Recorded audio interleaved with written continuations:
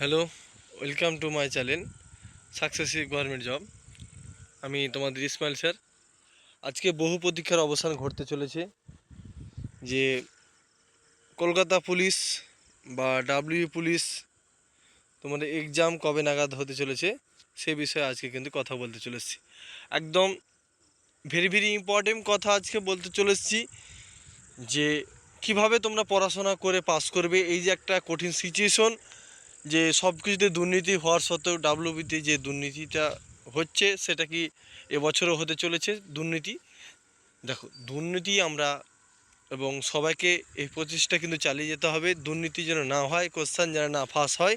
সঠিকভাবে আমরা যারা ডাব্লিউবি ক্যান্ডিডেট বা ওয়েস্টবেঙ্গল পুলিশ যত ধরনের পুলিশ ক্যান্ডিডেট থাকো সবাইকে কিন্তু সাপোর্ট করতে হবে যেন কোশ্চেন আদারে কোশ্চেন যেন না লিক হয় বা কোশ্চেন ফাঁস না হয়।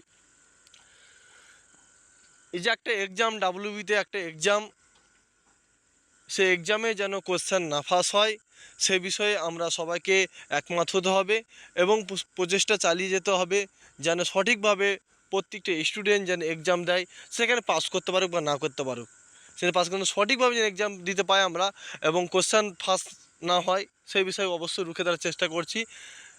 বারবার যে দুর্নীতি, দুদিন আগে কোশ্চেন পেয়েছে, তোমরা দেখেছো যে লেডি কনস্টেবল আগেও যেন দুদিন আগে কোশ্চেন পেয়েছে এবং পরবর্তী যে সিচুয়েশনগুলো আসছে সেগুলো নাকি যে শুনছি যে ডাব্লিউবিতে এক্সাম কোশ্চেন ফাঁস হবে, কিন্তু অবশ্যই তোমরা মোটিভেশন একদম চিন্তার কোনো কারণ নাই, যে ভেবে নাও যে অবশ্যই পাস করব এরকম টার্গেট নিয়ে কিন্তু পড়াশোনা করতে হবে। কোশ্চেন ফাঁস হয়ে যেও যে কেউ না কেউ তো পাচ্ছে চাকরি, চাকরি তো কেউ পেয়েছে, তার জন্য বলছি এমনভাবে নিজেকে তৈরি করো।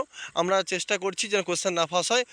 প্রত্যেকে তোমরা কীভাবে বারবার করে বলছি দাদা কীভাবে পড়াশোনা করো, পড়াশোনা একদম মোটে হচ্ছে না, টেনশনে যে কোশ্চেন ফাঁসে, তুমি সেদিকে চিন্তা বাদ দাও, নিজেকে তৈরি করো। এমনভাবে নিজেকে তৈরি করো যে কাট আপের আয়ত্তে তুমি কি নিজেকে একবার দেখেছো চেষ্টা করে যে আমি 100-র মধ্যে 70-80 এরকম পেয়েছি, এমনভাবে তৈরি করতে হবে যেন প্রত্যেকটা পরীক্ষায় যেন আমি পাস করতে পারি, সেইভাবে নিজেকে প্রিপারেশন করতে হবে। বারবার ভেঙে পড়লে হবে না। আমরা জানছি ভেঙে পড়ে যাচ্ছে 0.5 একের জন্য বারবার ব্যর্থতা হয়ে যাচ্ছে, এই ব্যর্থতা অবশ্যই রাখতে হবে। ব্যর্থতা আছি বলি তো তুমি সব কিছু বুঝতে পারছো কোন জায়গাটা তোমার ব্যর্থতা হচ্ছে, আমার কোন সাবজেক্টে নাম্বার কম আসছে, সেই সাবজেক্টগুলো অবশ্যই ফলো করো।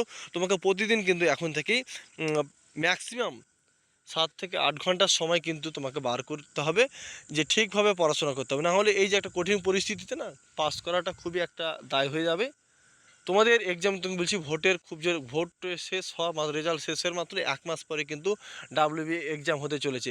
ডাব্লিউবি 1 মাস, একদম তোমাকে অরিজিনাল কথা বলছি, 1 মাস পরেই কিন্তু ডাব্লিউবি কলকাতা পুলিশের এক্সাম কিন্তু হতে চলেছে। এটা বিগ আপডেট। তোমরা একটা আইডিয়া তুমি ধরে নাও যে 3টা মাস সময় আছে আমার কাছে, 3টা মাস, 3টা মাসের মধ্যে সিলেবাস তোমাকে কমপ্লিট করতে হবে।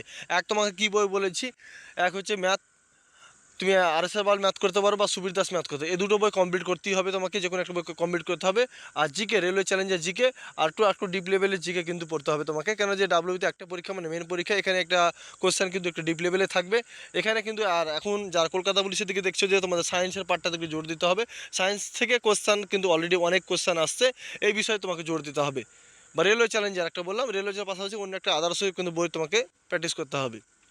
রিজনিং বই তোমাকে সুবিধা একটা রিজনিং বই পাওয়া যায়, এই বইটা প্র্যাকটিস যদি করো এখন থাকি তাহলে অনেকটা তোমার কিন্তু কাছে যাবে, নাম্বার অনেকটা এনাফ হয়ে যাবে।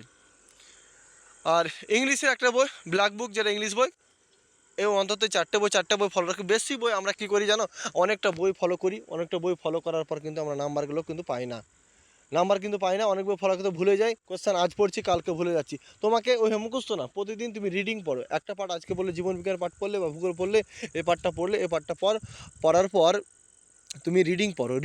এটা 1 ঘন্টা পড়লে, এটাকে আজকে সকালে পড়লে, এটা সন্ধ্যা আবার পড়ার চেষ্টা করো, দেখো অটোমেটিকলি তোমার কিন্তু এটা পড়াটা কিন্তু মনে থাকবে।